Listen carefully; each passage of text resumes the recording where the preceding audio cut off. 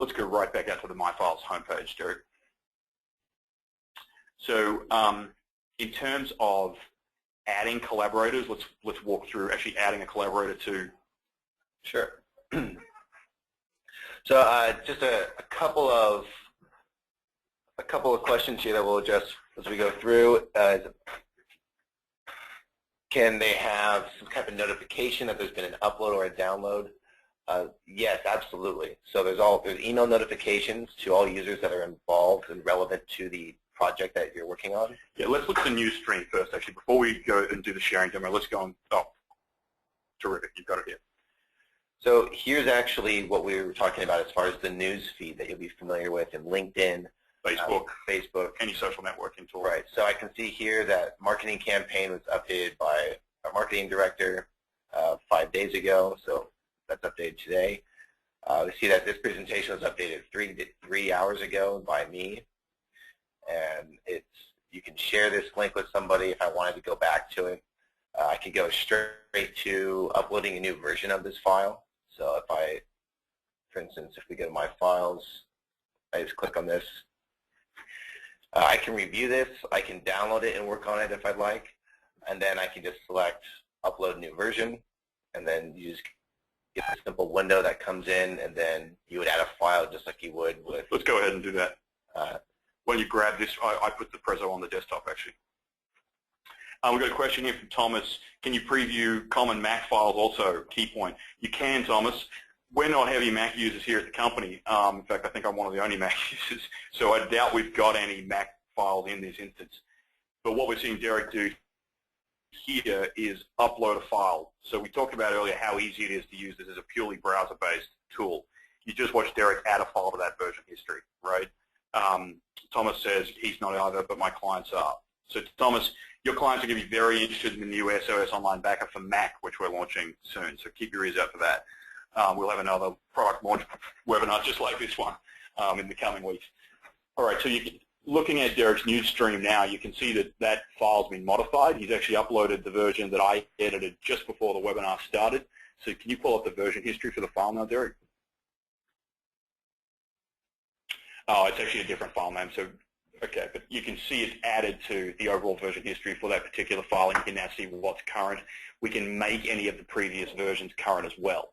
Don't do that, Derek. So, again, very detailed audit controls built into the product out of the gate, and very sophisticated access and sharing for all files and content types. Let's walk through actually adding, let's create a folder, add a file to it, and then collaborate and share it with somebody. Okay.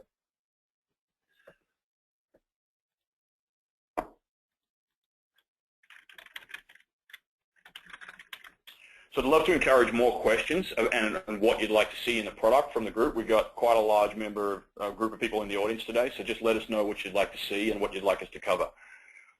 So Derek's just created a new folder in his top level folder. He's now grabbing a couple of files. We'll be adding drag and drop on files, by the way, very soon.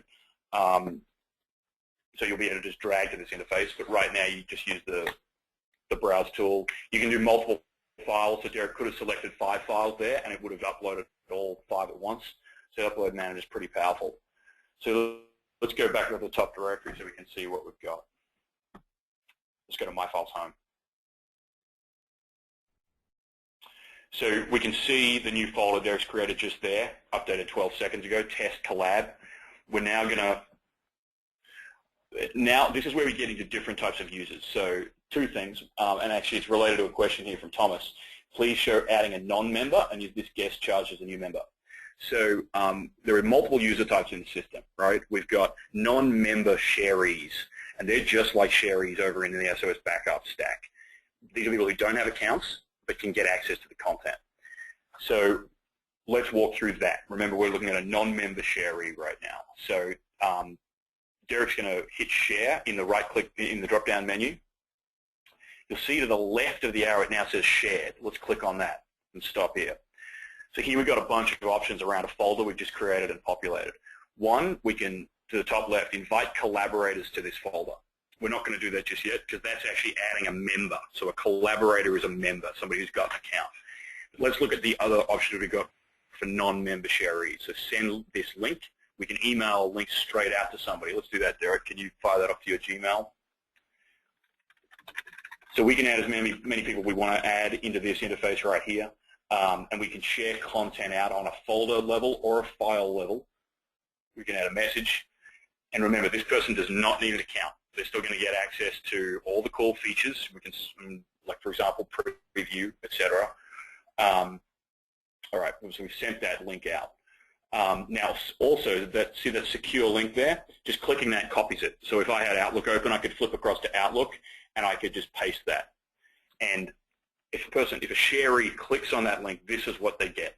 So this is directly analogous to the public sharing option in the SOS core product, right? Where you click on the link and you get access to all of those, that sharing functionality as a non-member sharee.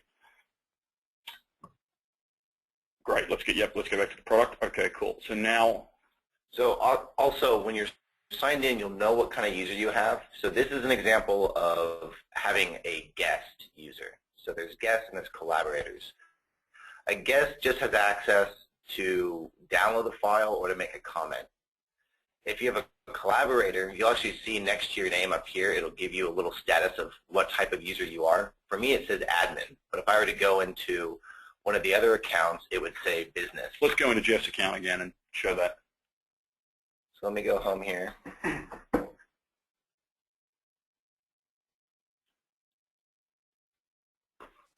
So here it changes here to say biz. And if we have an outside non-user, so somebody, let's say it's just a customer that you're collaborating with, whether it's just for approval, because there's an approval plugin, which is really nice. So if you just want, for instance, for those of you who are partners of us, we sent you an email with a mock-up attached, and then you're waiting for an approval response. Nowadays, we would just use this tool and send you an approval link, and then you would just approve that through using a collaborative account. So this is biz. If you were just in a collaborative account, it would say light. And the difference is that the collaborate user that's light can download files, and they see this interface, and they see the potential for all the different features. But if they select anything, say the preview mode or edit in the cloud, it would come up with a message that says this is available for biz or pro users only. So that's what we were talking about with the viral spreading of this service, is that you can invite non-users, and they don't count against the number of users your company has or that you as a reseller have, but it automatically creates a yearning to upgrade to that full user spot that would take away from that. And a deep yearning. I like that, Derek. It creates a deep yearning among your users to buy this product from you. All right, we've got some questions here, and which we're going to answer, some of which will necessitate some walkthroughs. Scott says, when you share a link to a non-member sharee, will the link be rebranded to our own, or will it show as SOS Collaborate? It will absolutely be rebranded, Scott, if you become a rebranded white label Collaborate reseller. Thomas asks, can a non-member upload a file? Absolutely, Thomas. That's what we currently calling it incoming folders, but we'll probably rename that to something like your file inbox, because that's really what it is. It's an email inbox but for files, allowing you to accept files from just about anyone. Let's not demo that, Derek, right now. Let's come back to that. So in terms of actually sharing content with a member, what we're going to go ahead now and do is we're going to share that folder that Derek just created in his account, and we're going to share it with Jeff, and we're just going to drive Jeff's account and see what happens. So Derek, let's go ahead and collaborate on that folder you created between your account and Jeff's account. Okay, so since I already have Jeff as a collaborator, I can do this two ways. I go to collaborator and view collaborators, and I have Jeff here, and it lists the different folders that he is currently collaborated on.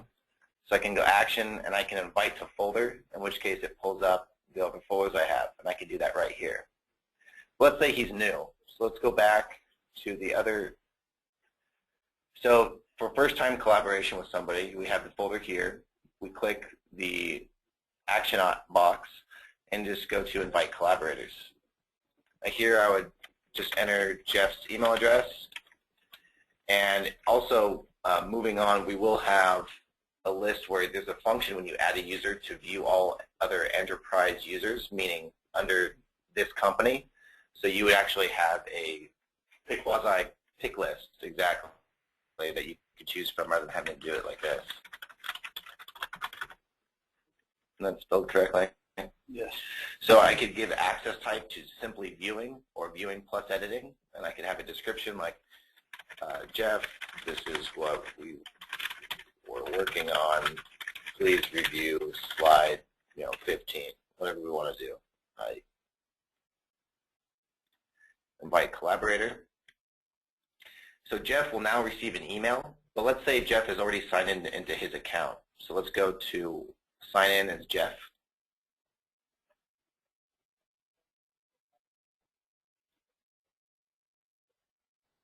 Now I have this notification right here that says from Derek.